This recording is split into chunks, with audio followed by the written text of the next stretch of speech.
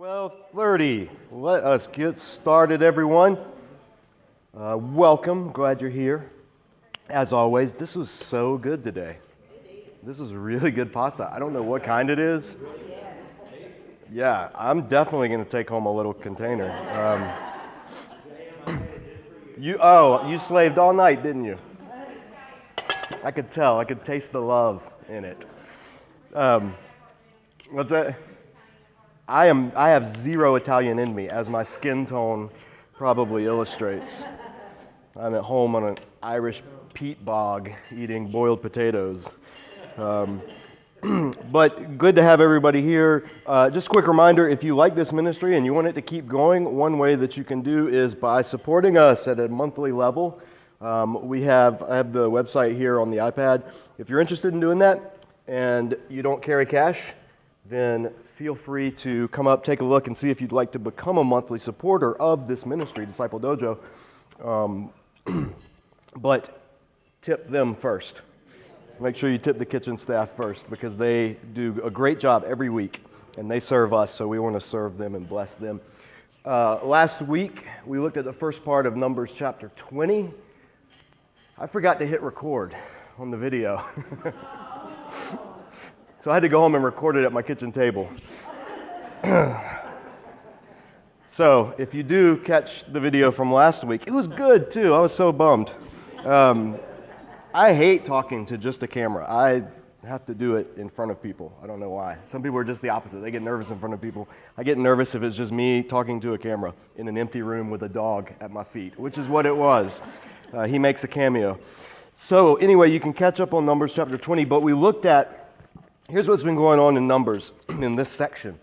There's been, you know how the camp in the first 10 chapters of, in all of Leviticus, and in the first 10 chapters of Numbers, the camp was arranged in concentric circles of holiness. So there's like unclean, impure, regular world. Then there's a layer of the Israelites, or a ring of the Israelites camped. Then there's the Levites camped in the middle. And then in the middle of that, there's the tabernacle. And then in the middle of that, there's the actual tent of meeting. And then in the middle of that is the Holy of Holies. So it's this concentric rings, like a bullseye, dartboard or something that goes outward. Well, what's happened in this section of Numbers, since about chapter 14 or so, about 12, 14, somewhere in there, there have been these rebellions that have crept into those concentric rings. And last week, we looked at chapter 20, which is when the rebellion finally reaches the center.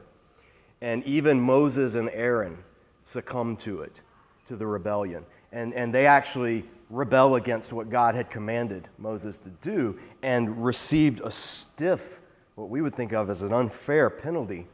But in the act of what they did, God gave them a specific command, and we saw last week how Moses, with a high hand, and that's a key that gets overlooked in this verse. It says, Moses lifted his hand, raised his hand. That's the terms that's used for high-handed sin in the Bible. So it's not like an accidental thing that Moses did. God says it, you rebelled against me. God's the judge of all the earth. He knows the hearts and the minds of everybody. He knows Moses because Moses is his friend, and face to face he talked with Moses. So if anyone can be determined to fairly judge the actions of Moses, it will be God. And so God's judgment on Moses seems severe, but at the same time, God's relationship with Moses was much deeper than it was with anybody else. And it's an axiom of leadership. Not just biblical leadership, but I would suggest leadership anywhere. The higher the degree of authority, the higher the degree of accountability should be there. So if someone has, whether it's anything, this extends to all areas, but I mean, heck, Spider-Man said it, right? With great power comes great responsibility. Even the comic books get it. When you are given a role of leadership and authority, if anything, your accountability and judgment, should you misuse that, should be greater, not less. That's why it's such a scandal when people in authority abuse their authority. And it's even more of a scandal when that abuse of authority is hushed up or is covered for And there's so many examples. I mean, you probably think of some depending on what you are reading or talking about or looking at these days, whether it's scandals in the Catholic Church with the leadership they've had, scandals in TV evangelists and the ministries and the things that they've done, even in local churches, scandals in government, misusing funds and everything, scandals in law enforcement, all of these areas of leadership, there's potential for abuse.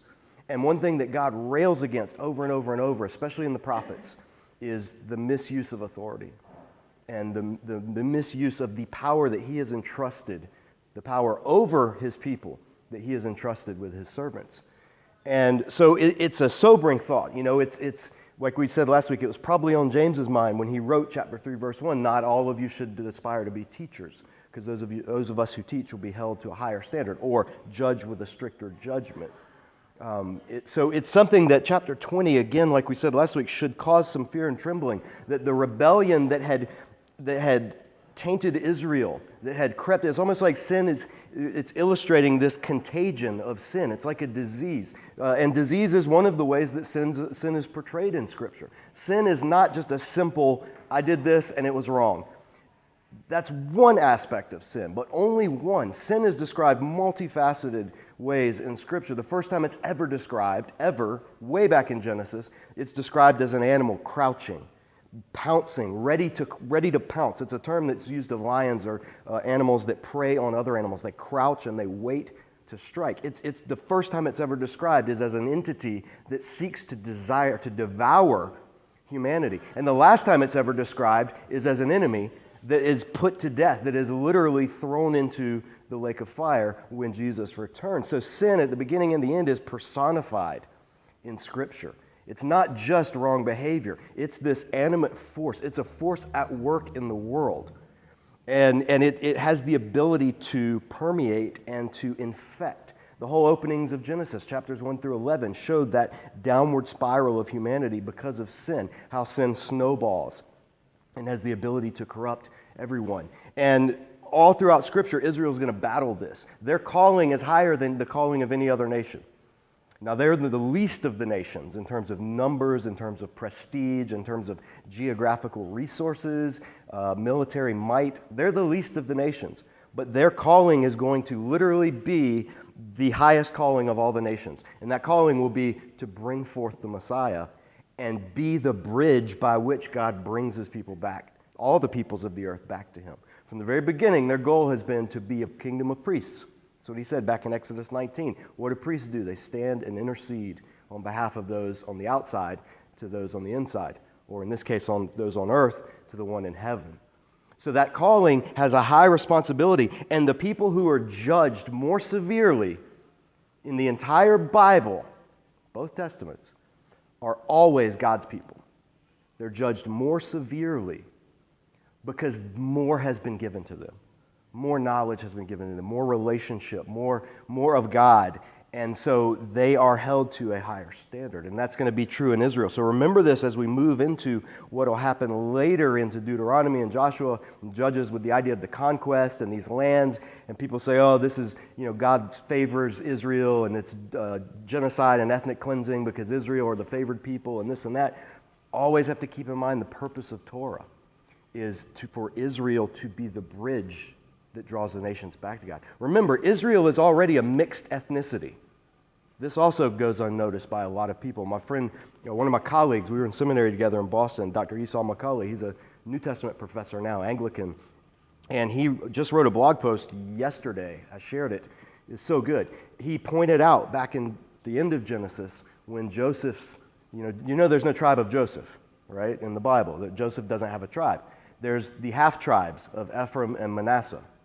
Well, who are they? Well, they're Joseph's sons. Who's their mom? An Egyptian. So 2 of the tribes of Israel are half African. That gets glossed over a lot. But yeah, there's the 2 whole tribes. And when Israel comes out of Egypt, out of the Exodus, there's a mixed multitude that comes with them. And of the people who left Egypt as an adult, who will enter into Canaan as an adult, there's only 2. Joshua and Caleb. Joshua, Israelite. Caleb, a Kenizzite. Not an Israelite. So from the very beginning, the people of Israel have always been a multi-ethnic people. Global missions is nothing new. It's not God's plan B. The church didn't become suddenly, open to Gentiles at Pentecost. It's been that way all along. In fact, one of the things Jesus was so vehement in critiquing the people of his day about was their huddled nationalist mentality. We're going to guard ourselves, guard against impurity, keep out the Romans, keep out the Greeks, the barbarians, all of these, keep them all out. We're not even going to eat with them. That's nowhere ever prohibited in Scripture, by the way. We're not even going to eat with them, and we're just going to guard our purity. That's what Jesus was so upset about in a number of his run-ins with the authorities. We're getting into the New Testament, but when he cleansed the temple, when he turns the money changer's table over, if you read it, it wasn't because they were cheating the people. There's no evidence that they were cheating the people. In fact, the law tells them, you should be able, people who travel from far away to come to the temple should be able to buy sacrifices at the temple because they can't carry or bring an animal that distance without it becoming blemished. So they can come and they can buy their animal at the temple. There was nothing wrong with that. If you look at what Jesus did, though, it was where they were doing it. They had set up shop, not outside the temple or outside the city or in an area where they had set it up in the court of the Gentiles. The one place in the temple where Gentiles were allowed to go. And that's where they set up shop. And that's what Jesus said. This is supposed to be a house of prayer for all nations. And you've turned it into a den of robbers. So there's this, I emphasize this because it's so important. Nationalism is a concept that will always plague humanity.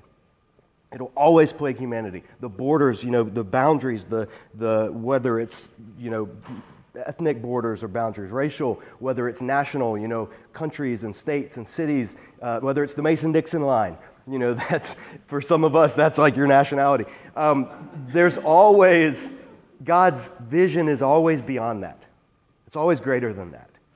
From the very beginning, it's been to redeem for himself a people of every tribe, nation, ethnicity, and language. It's always been the goal, from Genesis to Revelation. And so Israel's part of that. So anyway, this whole section of Numbers is Israel is endangering, by their rebellion against God, they're endangering the mission of God. They're endangering, by the way, and I just mentioned that there's a book called The Mission of God by Christopher Wright. Best book of biblical theology ever written in the English language. I cannot recommend it strongly enough if you have not read The Mission of God by Christopher Wright. It is phenomenal. And it goes through and lays out. That's what God's mission is. From the beginning, he's been a mission God. He's been wanting to reach the nations. Israel's going to be how they do it. So now, Israel in chapter 20, though, their leadership has rebelled. This is the end of this generation. The last of this generation is dying off. Moses will be the final one who dies from the generation, but that won't happen until the end of Deuteronomy. So Miriam has already died, and this chapter will end with the death of Aaron, kind of serving as a bookend. But in the meantime, Israel now is about to encounter one of these nations. And it happens to be their cousins, the Edomites. So we read chapter 20, starting in verse 14. So where they are, they're at Kadesh. Moses sent messengers from Kadesh to the king of Edom. Edom is, so think of the Dead Sea, and the Gulf of Aqaba is down here, and that's where Saudi Arabia would be over here. Egypt would be, the Sinai would be over here, and Israel would be kind of in this area. And then there's the Dead Sea along its border. So the bottom of that is Edom, okay? Above that would be Moab, and that's where Israel wants to get, to Moab. And there's a highway that ran from all the way up in Damascus, Syria, all the way down to the Gulf called the King's Highway. And so they could travel very easily. It was a well-traveled road, and it would be a straight shot up to the Jordan River and then cross over into the Promised Land. I'm doing this backwards so you guys are looking, it's right. I'm doing it backwards for me. So they would be coming into the Promised Land from this way. So that's the goal. They just want to go right through Edom, right on the highway, not even going to camp or anything. We just want to go through. So they sent messengers to the king of Edom saying, "This is what your brother Israel says." Now, brother Israel, that used to be literally true. Esau and Israel were brothers, twin brothers. And they became the peoples of Israel and Edom. So it's very common in the Bible, as we've seen over and over and over, to refer to peoples by the name of a person. And so that's what's going on here. Your brother Israel says, you know about all our hardships that have come upon us. Our forefathers went down into Egypt, and we lived there many years.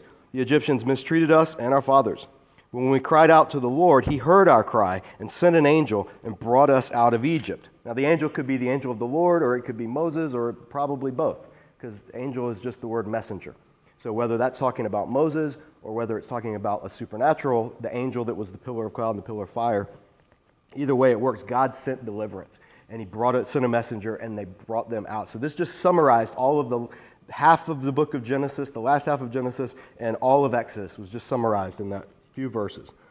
So he says, now here we are at Kadesh, a town or a city or a region or an area on the edge of your territory. Please let us pass through your country. We will not go through any field or vineyard or drink water from any well. We will travel along the king's highway and not turn to the right or to the left until we have passed through your territory. So that's hey, can we go through? That's all they want to do. But Edom answered, you may not pass through here. And if you try, we will march out and attack you with the sword. The Israelites replied. And so this would have been either through a messenger or as a group, representatives, elders would have approached. The Israelites replied, we'll go along the main road. If we or our livestock drink any of your water, we'll pay for it. We only want to pass through on foot, nothing else. And again they answered, you may not pass through. And then Edom came out against them with a large and powerful army. Literally in the Hebrew it says, with a heavy people, or a glorious people. The word glory and heavy is the same word. And that's a mighty force and a strong hand. Is literally what the Hebrew says. And that term strong hand means a powerful force or might. So Edom comes out. Israel's on the border. Edom says, you can't pass through. Israel says, come on, it's no big deal. We'll just go straight through. We'll be done. Edom comes out in force and says, you can't, Gandalf, you shall not pass, right? But with a sword. And so they deny Israel passage. Now we expect in the later narratives, when people come out and oppose Israel, they're going to attack. They'll battle. But that's when they're entering into the land that God's given them, and that's when they're actually attacked by people. This was just Edom coming out and basically showing some force and saying, no, you can't come this way. So what's going on here? Well, there's something, in the mind of the author, at least of Numbers, this should bring to mind the last time we read about Jacob and Esau, Israel and Edom. They mended things, they patched up their relationship, but there was always tension. And even the last time they met, Israel sent Jacob, he had just become Israel after the wrestling match with God, and he sent his wives and servants and children and family and everything, and the word was, your brother Esau's coming and he's got a bunch of armed men with him. And there was this tense moment, and then there was reconciliation, and then Edom said, hey, come back to our land and let's celebrate your return. And Jacob said, okay, but you go ahead and I'll catch up later. And then Jacob went elsewhere. So there was this unresolved tension between the two that probably would not have gone forgotten, especially given the fact that Edom lives where Edom is because Jacob got their birthright. They don't live in Canaan. They didn't live in the best of the land. They gave that up. Their ancestor Esau gave that up. And so they live down in Edom in not great territory. If you've ever been to the southern shore of the Dead Sea, it's not very fertile. So there's just this unresolved tension between these relatives, family squabble, cousins, so to speak. And sometimes those are the harshest and the longest standing feuds that you see. But in this case, God doesn't say, okay, go attack them, because they don't have that right. It's not like Israel has the right to do whatever they want. They have to exercise diplomacy at times, which they do here, and then sometimes they exercise military battles and strategy, which they will in the very next chapter. But there's this tension, and it's a nuancing of how Israel's relationship with their military might is that God is their army, God is their general, the head of their army, and God is the one who leads them into battle. So if God doesn't lead them into battle, they don't really have authorization to battle. That's the sense you get as you read these accounts in this book and the next. And especially, in Joshua, elsewhere, when it actually gets to the conquest. So, Verse 21, since Edom refused to let them go through their territory, Israel turned away from them. Now, later Edom will be rebuked by Amos, chapter 1, and he'll rebuke them for pursuing Israel with the sword. He may be talking about this passage or elsewhere, because Edom would continue to be not an outright antagonist all the time, but they would continue to be an outlying antagonist to Israel. And there would be tension that would remain over the years between Edom and Israel. But what was Edom thinking at this point? Why? I mean, Israel just wants to pass through. Why not let them? Again, you have to remember, from the Edomites' perspective, this nation had just previous generation had come out of Egypt and had basically destroyed the chariot army of the strongest empire in the world. They were a dangerous people. They were a numerous people, whether it was 50,000 or 2 million, and we've already talked about that before at the beginning of this study. Regardless, that's a lot of people coming through your territory with all their animals. So any vegetation, kiss that goodbye. Any water that you've got, gone, right? This is the fear of the Edomites. Edom fears for their national security. And fear of your national security will lead you to do things that, in hindsight, aren't a great idea all the time. But it's a legitimate fear at the time. They're scared. This people, what are they going to do? They're going to use our resources. They're going to take our farmlands or our crops or our water or our jobs. They didn't think that. But you see how this manifests itself. There's a natural fear of the other people. And God's people in this account find themselves turned away because of the nationalist fears of the Edomites. Whether those fears were legitimate or not, in this case, Israel has to go all the way around Edom before they can get back on their journey. And so they do. But between then, there's one thing that's going to happen. Verse 22, the whole Israelite community set out from Kadesh, and they came to Mount Hor. At Mount Hor, near the border of Edom, the Lord said to Moses and Aaron, Aaron will be gathered to his people. He will not enter the land I gave the Israelites because both of you rebelled against my command. There it is. That rebellion had gotten all the way to the very top of Israel's leadership. Both of you rebelled against my command at the waters of Meribah. Get Aaron and his son Eleazar and take them up to Mount Hor. Remove Aaron's garments and put them on his son Eleazar. For Aaron will be gathered to his people. He will die there. Gathered to his people is how the death of the righteous in the Old Testament, the death of the God's people is described. When you died, the belief at this point is that we don't know what's going to happen like in the far, far, far future. Like Abraham had a belief that God would somehow still keep his promise of giving him the land even though he would die. And he had a belief that even if God had him kill Isaac, that Isaac would return because God can raise the dead. The author of Hebrews will tell us that. And so there's a hazy notion that death isn't the end, but there's also a realistic notion in the Old Testament Hebrew mind that when you die, you go somewhere. Your spirit leaves your body, and your body rots. And they didn't have it all worked out. So the concept was the grave. You die, you go to the grave. Sheol is the Hebrew word. And it's just where the spirits of the dead are, and they're just hanging out, sleeping, resting, waiting for when God finally puts everything right, raises the dead. So the concept of being gathered to your people is not an ominous way to describe death. It's actually a comforting way to describe death. Like you're going to go the way of your ancestors. To not be gathered to your people would carry the connotation of being cut off from your people and denied your being with them even in death. So Aaron is told, it's your time. You're going to go to be with your ancestors. And literally, they would do this all the way up until the time of Jesus. Literally, you would bury your family members, and there were no, what's the word? Morticians, funeral home directors, all that kind of stuff. Like when we have death, how many of you have ever washed the body of your dead relative? Probably none of you, if you're from America.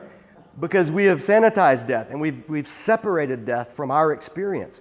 But in Israel, as we saw a few weeks ago, because of the purification rites, you buried your dead relatives. Like you physically washed their body, You wrapped it, you put spices or whatever you wanted to make it as presentable as possible, and you put it in the ground, in your family plot.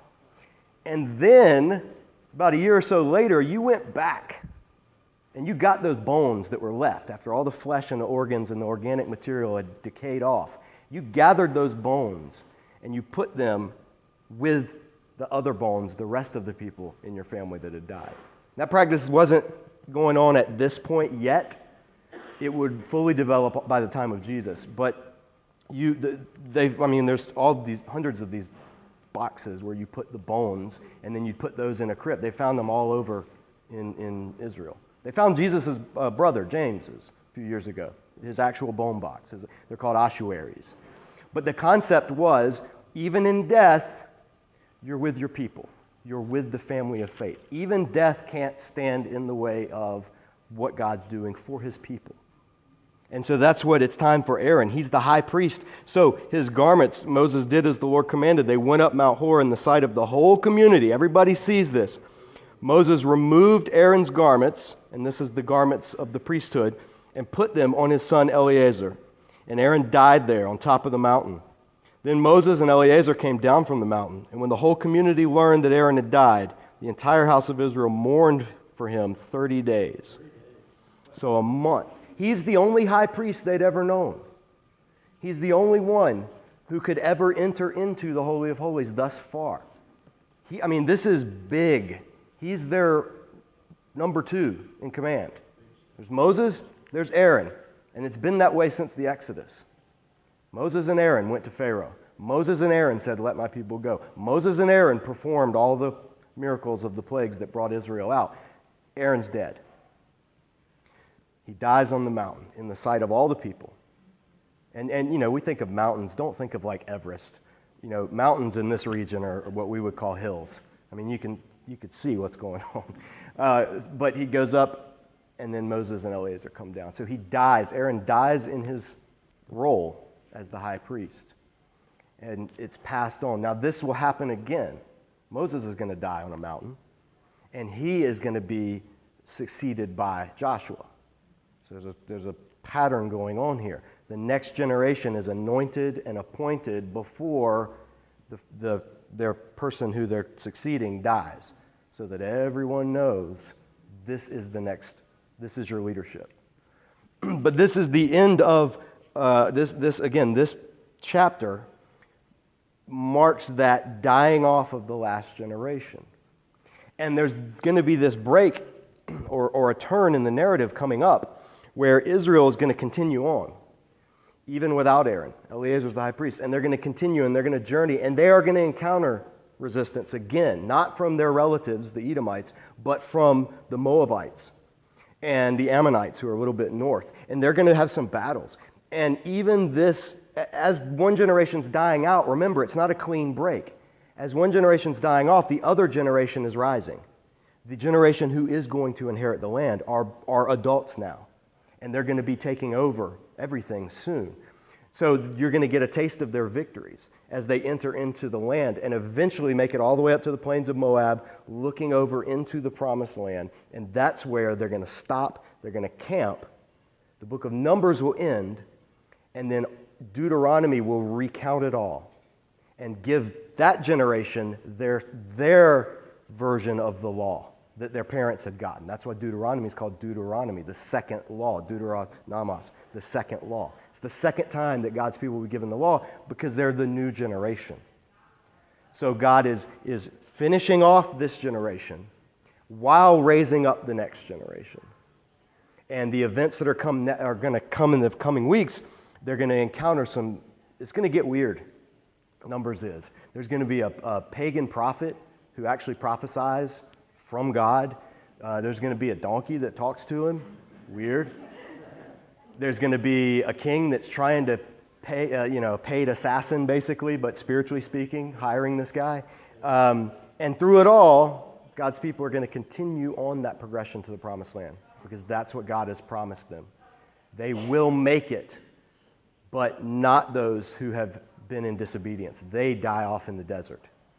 So that's where we're headed, but we're out of time this week. Again, We got plenty of food here. Come get some seconds. If you want to continue to support this ministry financially, there's where you can give online on the iPad.